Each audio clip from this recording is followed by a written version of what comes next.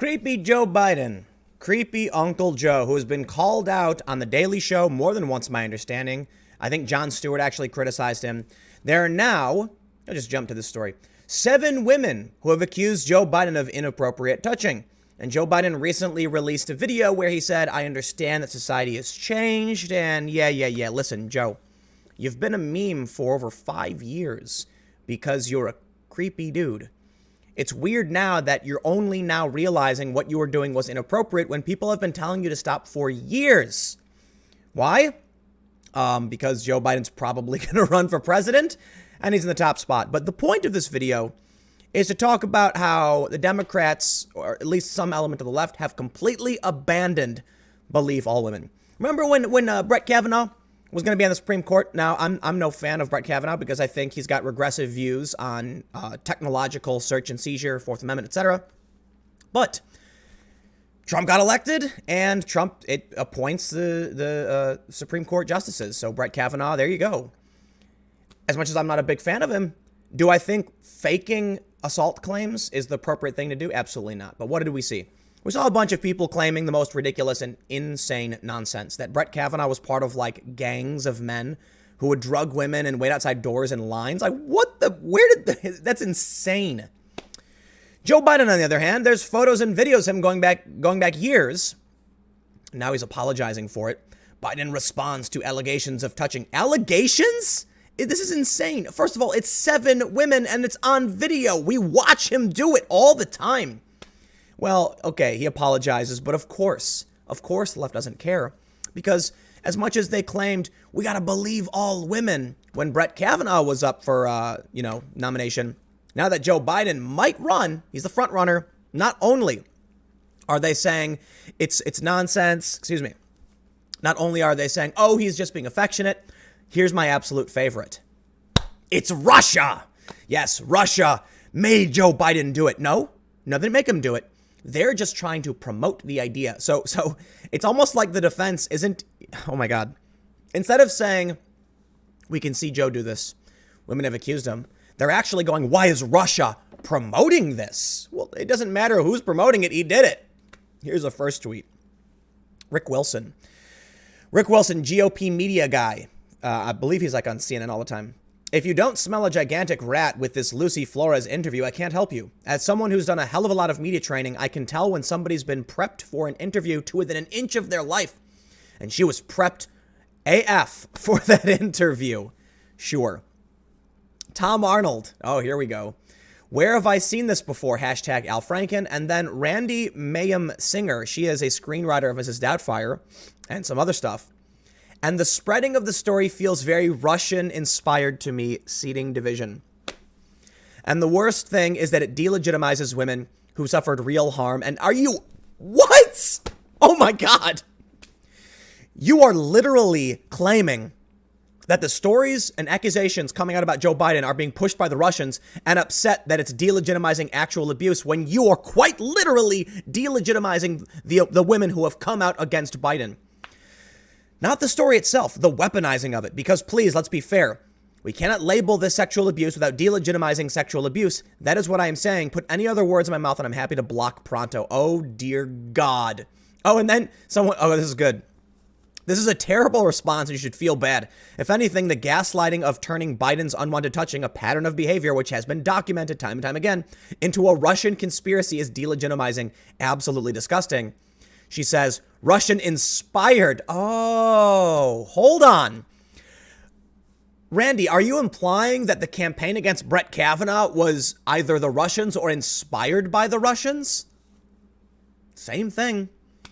My suspicion is that it was other Dems. And frankly, your take is delegitimizing, oh my God, these people are insane.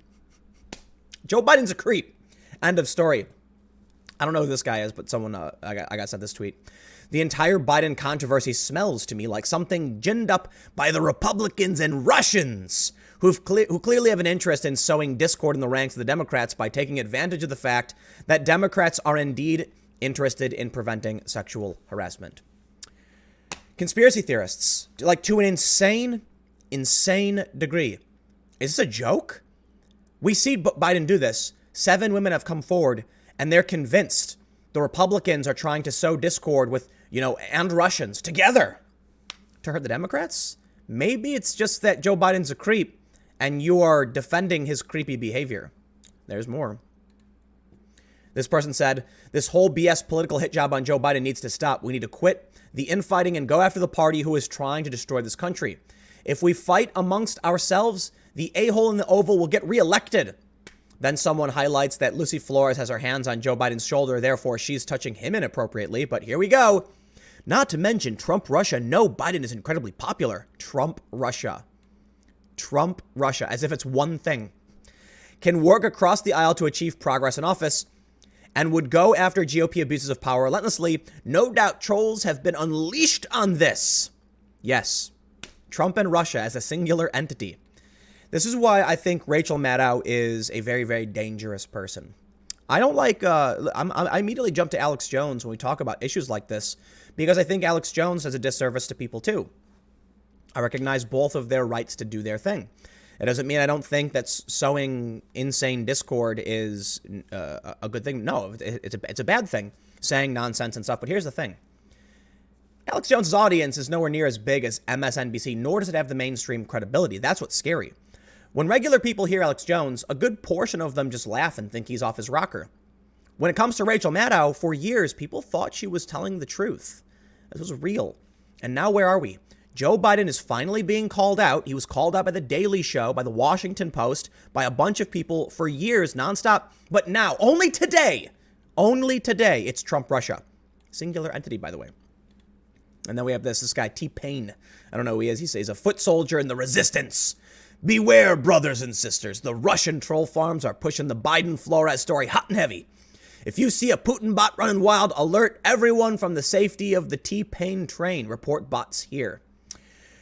I think it's entirely possible this might be a parody account. They all might be parody accounts. I hope.